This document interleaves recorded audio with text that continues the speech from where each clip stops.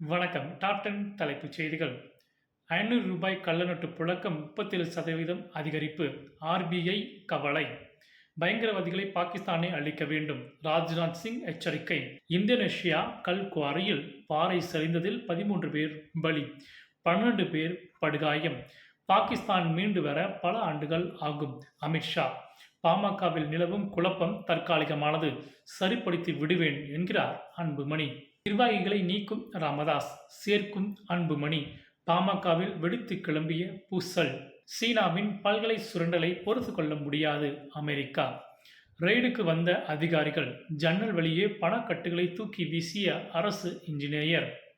நிமிடங்களில் பாகிஸ்தான் விமானப்படை தளங்கள் அளித்ததே இந்தியாவின் பலம். பிரதமர் மோடி பெருமிதம். தங்க நகை கடன் கட்டுப்பாடுகளை தளர்த்தும் மத்திய அரசு. ஆர்பிஐக்கு புதிய பரிந்துரை. கேரளாவில் கனமழைக்கு 7 பேர் பலி, முழு கொள்ளளவை எட்டிய 4 அணைகள் திறப்பு. நீட் முதுநிலை தேர்வை ஒரே ஷிப்டில் நடத்த உச்சநீதிமன்றம் உத்தரவு. நன்றி.